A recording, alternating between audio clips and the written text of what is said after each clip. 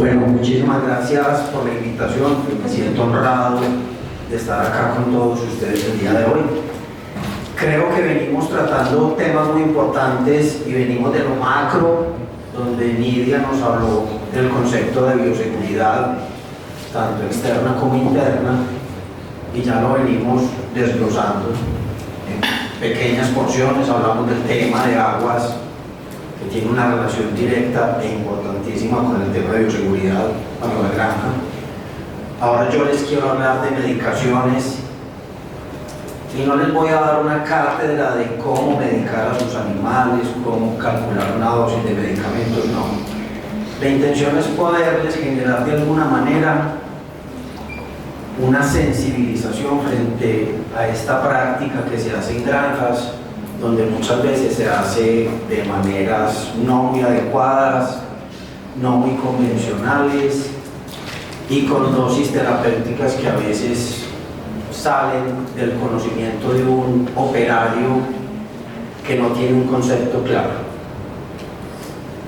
Y como yo soy más viejito que Nidia, pues voy a empezar con un concepto.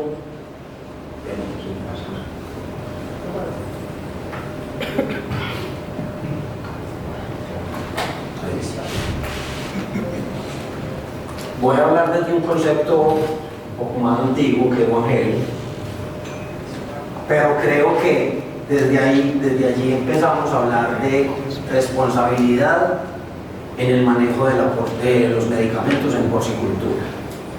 ¿Por qué?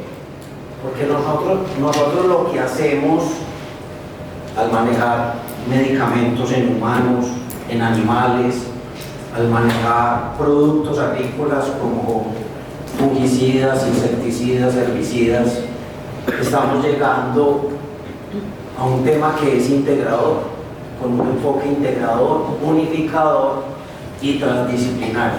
¿Por qué? Porque estamos hablando de un objetivo de equilibrar y optimizar de manera sostenible la salud en las personas, los animales y el ecosistema que lo rodea, ¿cierto? Ahorita nos hablaba Alexander del manejo de las aguas residuales, y si vemos al final del ejercicio, esas aguas residuales terminan muchas veces nuevamente en las fuentes hídricas. Y si no tenemos un buen sistema de potabilización, terminamos nuevamente reciclando esas aguas y esos agentes infecciosos que pueden ir en ella. Entonces reconocemos, y les voy a leer textualmente, reconocemos que la salud de los seres humanos, los animales domésticos y salvajes, las plantas y el medio ambiente en general están estrechamente vinculados y son interdependientes. Cuando nosotros hacemos un mal manejo de los medicamentos y especialmente de los antibióticos, por malas dosificaciones o por malas frecuencias en la aplicación de los mismos, estamos generando bacterias resistentes. Y de alguna manera esas bacterias resistentes pueden llegar al ecosistema y generarnos resistencias en no solo los animales, sino en los seres humanos. Y en el 2018 prohibieron el uso de la colistina, básicamente porque lo utilizábamos de forma irracional. Todos los alimentos tenían colistina, y todos los alimentos tenían colistina no como dosis terapéutica, sino como promotor de crecimiento. Entonces eran dosis ínfimas. Pero cuando sacaron la colistina del mercado y después de que se acabaron las existencias, porque ya no había, ya se había gastado lo que tenían como almacenamiento, empezamos a ver que empezaron a aparecer una gran cantidad de enfermedades gastrointestinales.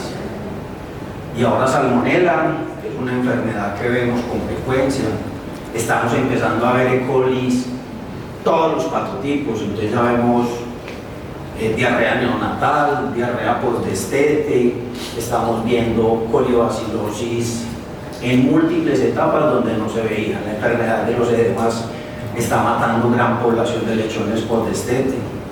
Y todo esto tiene que estar o estar directamente relacionado con este tema de una sola salud. Entonces, lo primero, concientizarnos que el manejo de los antibióticos y de los medicamentos es responsabilidad de todos nosotros. Y lo que hacemos con ellos está directamente relacionado con salud pública. Bueno, entonces cuando hablamos de medicaciones también tenemos que hablar de buenas prácticas de producción porcina. Y hablamos de ese conjunto de procedimientos y medidas que aseguran la inocuidad, la sanidad y el bienestar de los animales. Al final del ejercicio, nosotros que buscamos salud y bienestar en los animales. Pero cuando nosotros hablamos de salud y bienestar, también tenemos que pensar en que las instalaciones están directamente relacionadas con el bienestar y el confort de los animales y la presentación de enfermedades. La alimentación, definitivamente.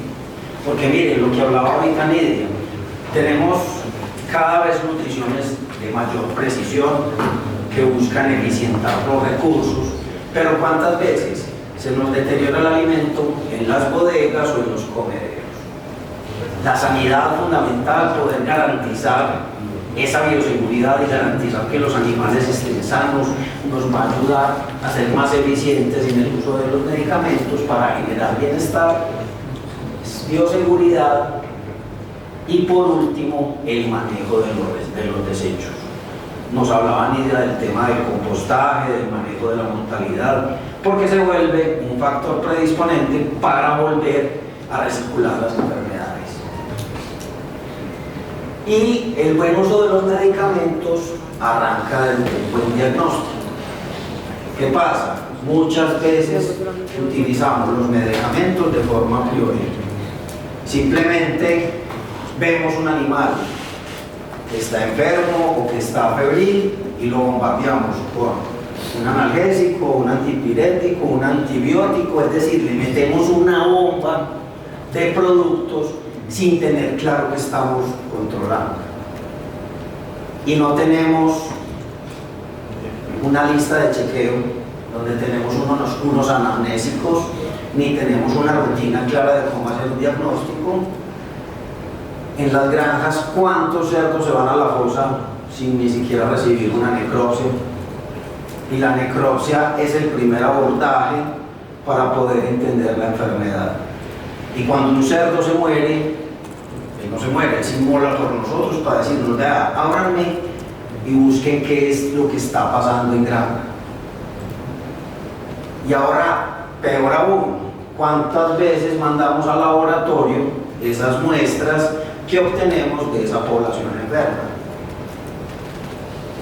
Ustedes tienen muy bien implementado un programa de inspección en planta de beneficio, incluso ahorita nos van a hablar de él, y es una herramienta que nos permite poder hacer seguimiento a aquellos animales que no se murieron, que llegaron a planta de beneficio, pero que probablemente tenían algunas lesiones que nos pueden dar idea de la enfermedad que está circulando en granja, probablemente de forma subclínica o crónica, y que de alguna manera nos permite abordar un tratamiento para la enfermedad. Y por último, el seguimiento de indicadores zootécnicos. Un mal desempeño de los animales está directamente relacionado con enfermedad. Un animal que no crece es porque está gastando la energía en un sistema inmunológico que está retado. Una población que es heterogénea es una población que tiene una presión de infección alta. Entonces, hacer un adecuado diagnóstico es el primer abordaje para el buen uso de los medicamentos. Acá les muestro de manera muy simple cómo nos puede ayudar la necropsia como el primer abordaje al diagnóstico presuntivo de una enfermedad, porque realmente la necropsia es eso, un diagnóstico presuntivo. Hay pocas lesiones que sean patognomónicas, es decir, que sean propias de una enfermedad. Si yo encuentro nódulos necróticos, pleuritis, adherencias, pues, y veo salida de sangre por nariz y muerte súbita, pues yo digo, esto es con seguridad APP. Pero si yo encuentro zonas de consolidación en los lóbulos apicales, eso no es diagnóstico de micoplasma, es diagnóstico presuntivo de micoplasma, porque hay muchos otros agentes infecciosos que pueden generar consolidación.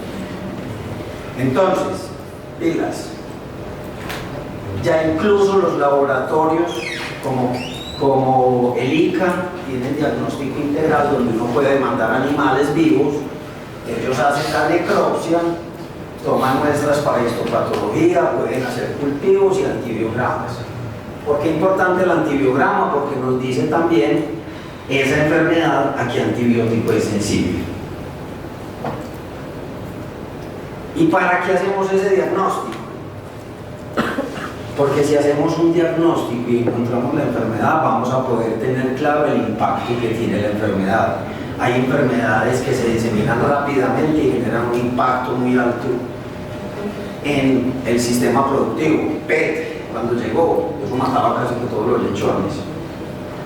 Cuando entra una vesicular en una granja, los lechones que están de menos de 7 días de vida, casi todos mueren. Entonces, poder tener el diagnóstico claro nos ayuda a conocer el impacto. Entender si es una enfermedad por un solo agente infeccioso o son infecciones mixtas, como un complejo respiratorio porcino, donde puede haber micoplasma, pasterela, bordetela, glacerela. Presencia de patógenos primarios y secundarios. Hay algunos agentes infecciosos que generan enfermedad por sí solos, no necesitan de otros. Pero hay otros secundarios como Glaser, por ejemplo, o Streptococo, que entran o son facilitados por la presencia de agentes primarios. Establecer el mejor plan de intervención, saber cómo intervenimos, si es con una medicación antibiótica o simplemente un programa de desinfección o un programa vacunal. Entender la epidemiología de la enfermedad, y esto ha sido muy importante, por ejemplo, en el tema de PIRS. Entender la epidemiología nos ha permitido establecer programas de control e incluso de eliminación del virus. Seleccionar la mejor intervención a través de todos estos procesos, entender qué manejo debemos implementar, si es necesario montar una medicación, una vacunación y en qué momento vacunar los animales. Por ejemplo, ahorita con el tema de PCV2, de circovirus, el virus viene cambiando y su dinámica de infección también. Y ya hay granjas que vacunan lechones y no es suficiente con la vacunación de lechones. Y ya tenemos que intervenir las madres o tenemos que hacer revacunaciones. Entonces, también esto nos permite entender cómo montar un plan vacunal. Entonces, el objetivo del diagnóstico es determinar la causa del brote, detectar la presencia o ausencia de una enfermedad en una población, entender la distribución de la infección en la población. Hay enfermedades que solo se presentan en los lechones, otras que se presentan en animales ya en el engorde o en la finalización. Evaluar la respuesta humoral tras la vacunación, laboratorio y, por ejemplo, diagnósticos como la ELISA nos permiten entender cómo es el comportamiento de una vacunación, si hay cero conversión, si no hay cero conversión, si hay reto de campo, en qué momento hay reto, y tomar la decisión más correcta para el abordaje.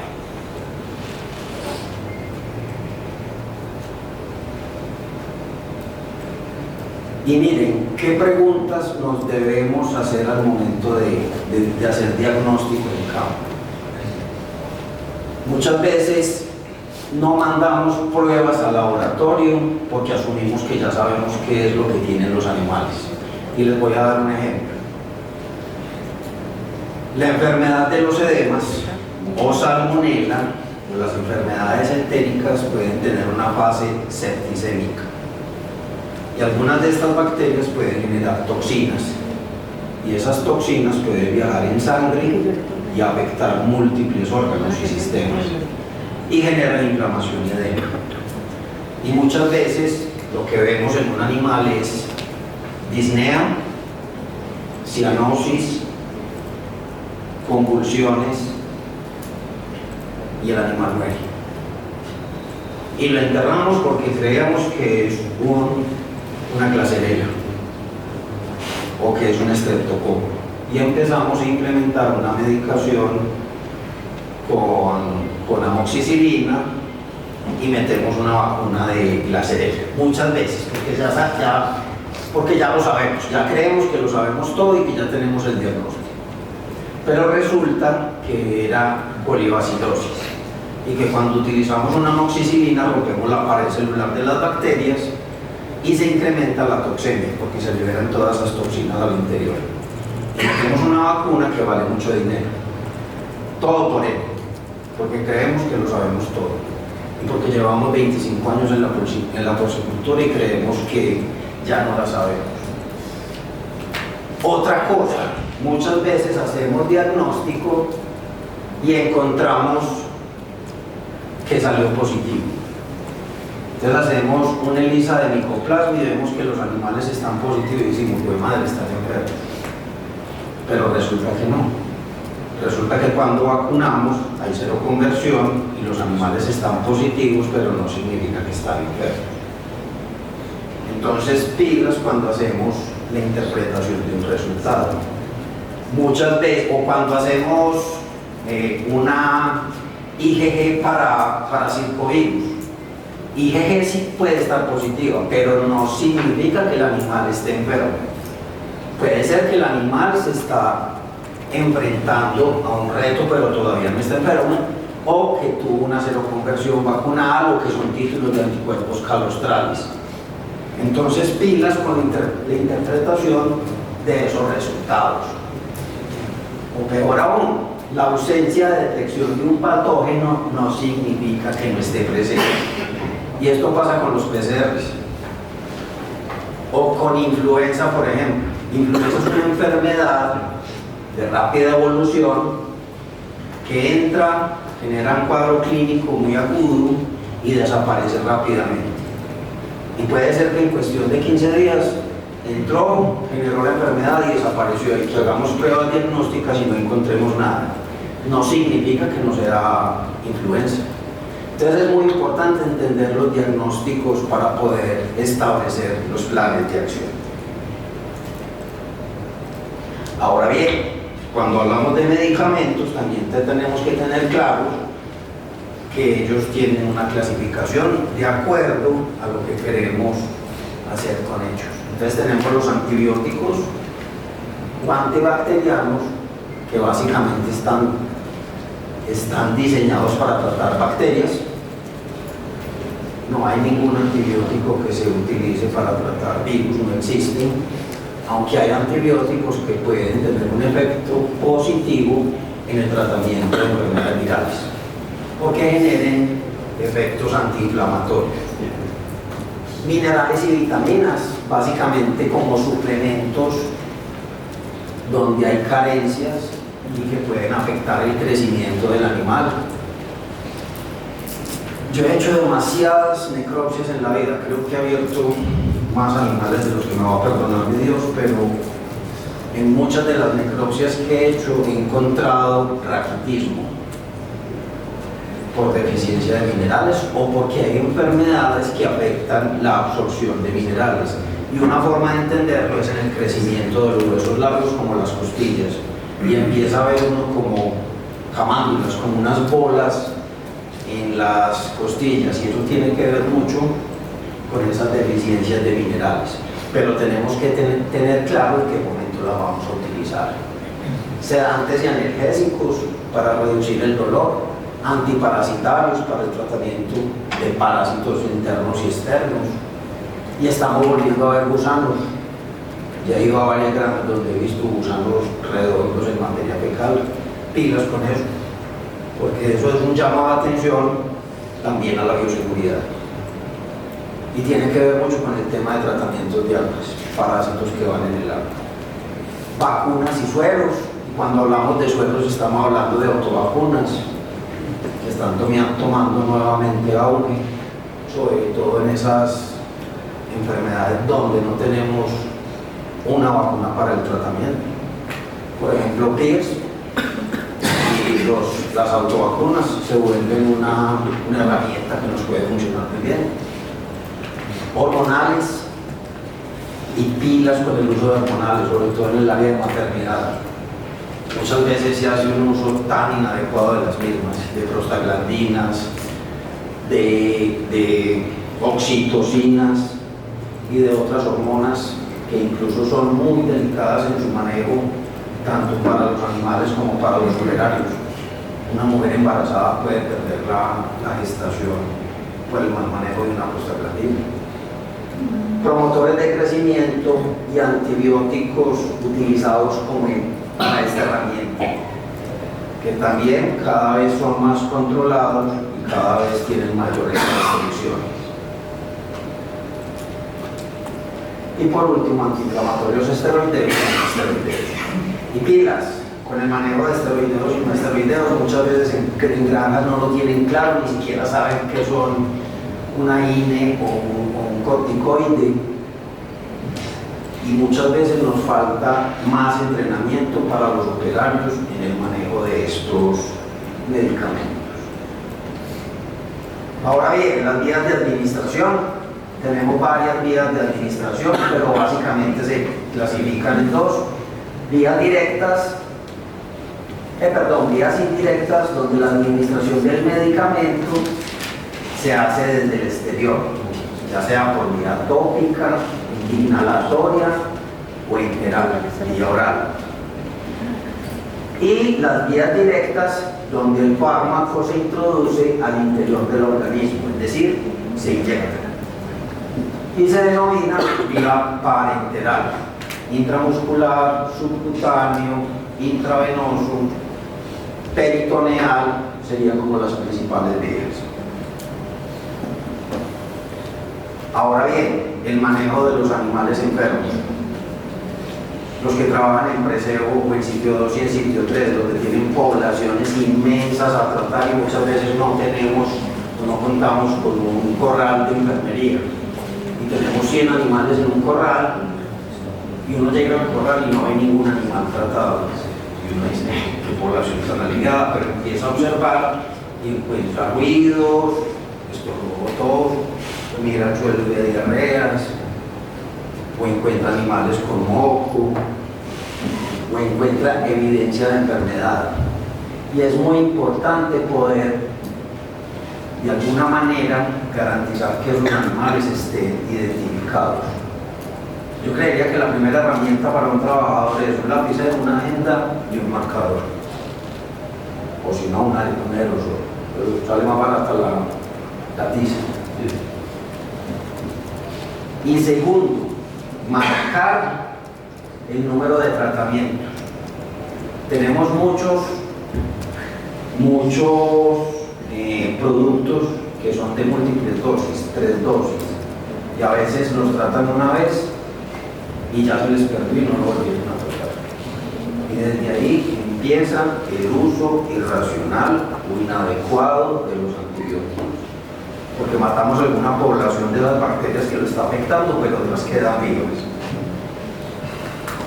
Pintura en aerosol, antiguo, que también dijeron que no, pero en granjas donde utilizan Lepecil, que no lo deberían utilizar, porque eso no es un buen producto para trabajar heridas, porque eso tiene un insecticida o un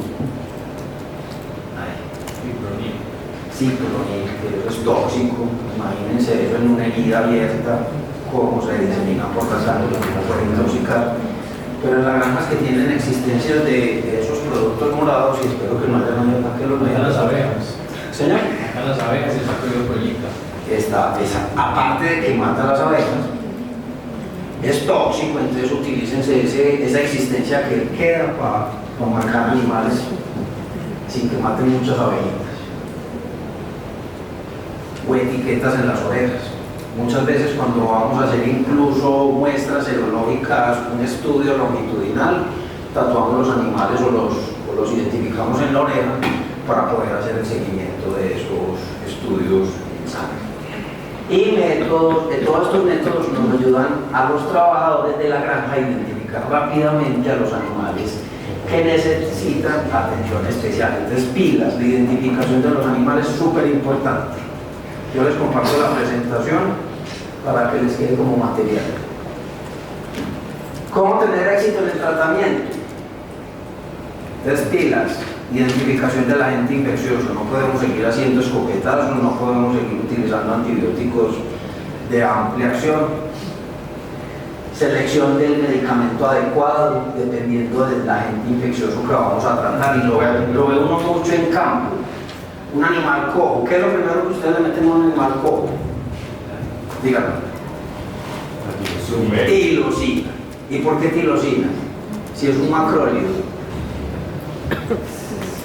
Porque siempre lo han hecho, ¿cierto? Porque es una rutina que se conserva desde hace décadas.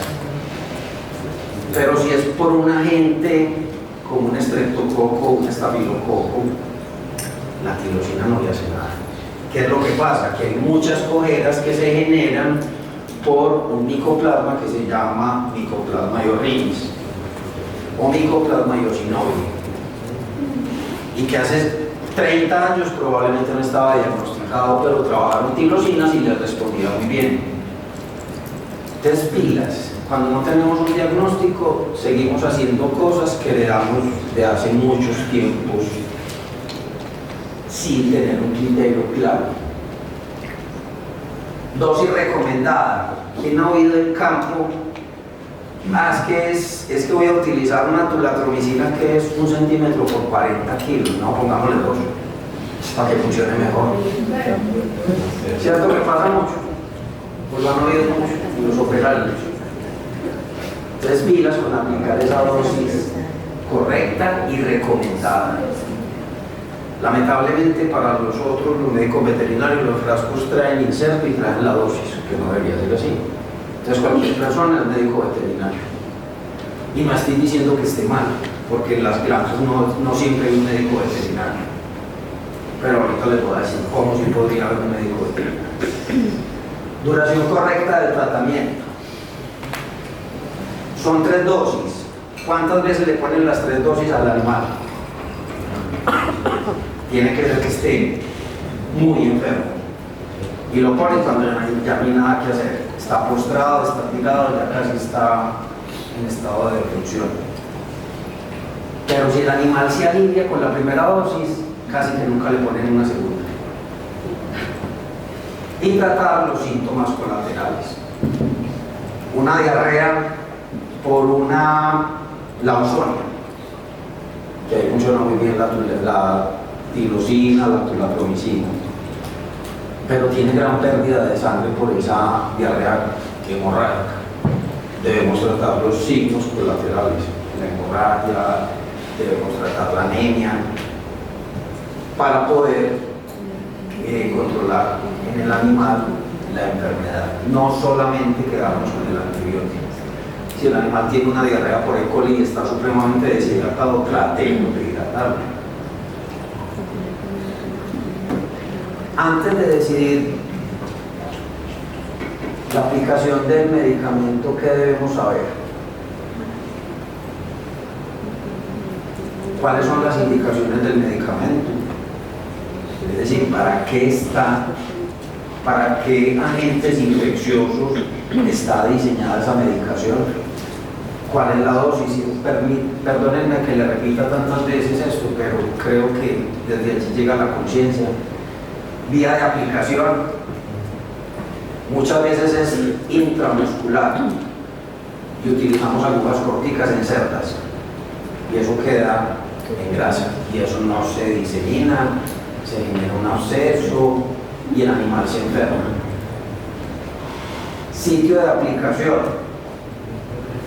A veces el sitio de aplicación no es intramuscular, sino intracerdo, porque a veces el cerdo no lo sujetamos, entonces es corriendo uno detrás de él para tratar de inyectarlo y eso a donde le caiga, con tal de que sea cerdo. Contraindicaciones y pilas, que muchos medicamentos tienen contraindicaciones. Por ejemplo, la flunixina, que es muy utilizada en granja para los tratamientos analgésicos, es un antiinflamatorio que afecta mucho la mucosa gástrica y genera gastritis. Si tenemos un animal que lleva varios días sin comer y le aplicamos una flunixina, estamos exacerbando ese cuadro clínico gástrico y lo más probable es que nos genere una úlcera.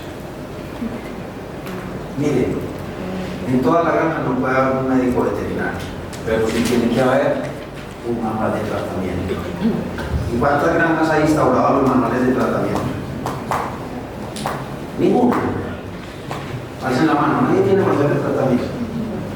Una granja está súper bien. Y en su granja los operarios ya saben manejar el manual de tratamiento.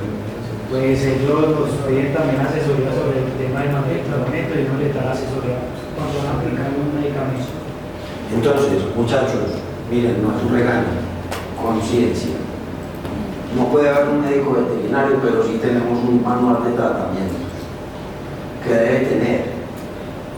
Lástima la foto tan mala, pero bueno, tiene que tener el síntoma, diarrea, neumonía y el tipo de neumonía, o cojeras o anemias, el tipo de tratamiento que podemos hacer, y tiene que tener un tratamiento A y un tratamiento B, o un plan A y un plan B, un tratamiento 1 y un tratamiento 2,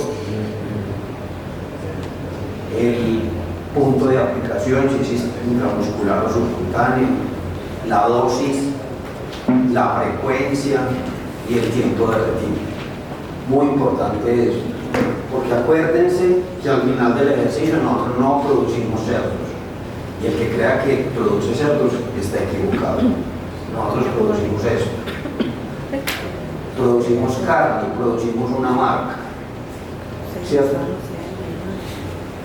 Tres pilas, muy importante el tema de manuales de tratamiento.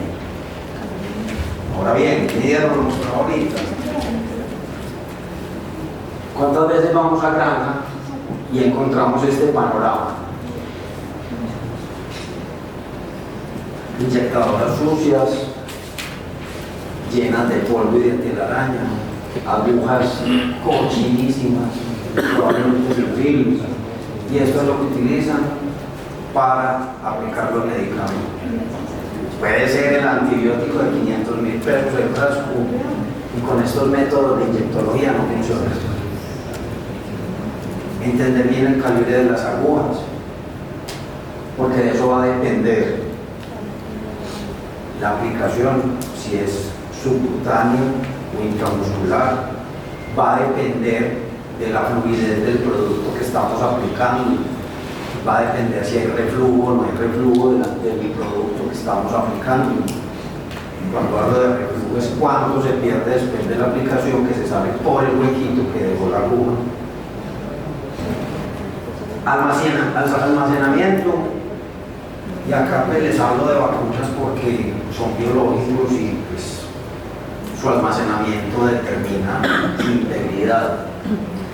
Garanticemos que circule el aire, que se enfríe, pero ¿cuántas veces encontramos? Bueno, acá me faltó el salchichón y la gaseosa, pero ¿cuántas veces encontramos en granja este tipo de neveras? Donde no circula, donde hay exceso de vacunas.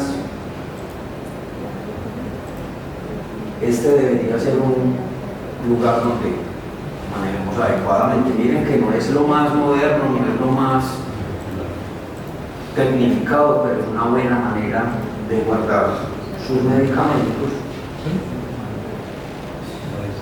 Y por último, las fallas en los procesos de vacunación o de aplicación de medicamentos. Miren, este animal, ¿qué le vende algo? Sucio, llena de materia fecal. Y después de esa aplicación, ¿qué sucede? Que esa vacuna es muy reactiva, eso genera abscesos. Pero es que le introdujeron materia fecal con la aguja. Entonces, pilas, ¿cómo hacemos los procedimientos de inyectología? Tenemos que tener buenas prácticas de inyectología. La aplicación debe ser tranquila, ordenada, manejando correctamente todo el equipo para la adecuada aplicación del medicamento. El trabajador debe estar concentrado. ¿Y cuántas veces encontramos que el trabajador está chateando e inyectando? Para el caso de vacunas, verifique la temperatura de aplicación, muy importante la aclimatación, realice la sujeción segura del animal. Acuérdense, no podemos estar persiguiendo al cerdo por todo el corral para inyectarlo, porque al final del ejercicio terminamos desinyectados nosotros. Realizar el cambio frecuente de la aguja y evite la pérdida de producto por reflujo, porque se da el reflujo por una mala aplicación.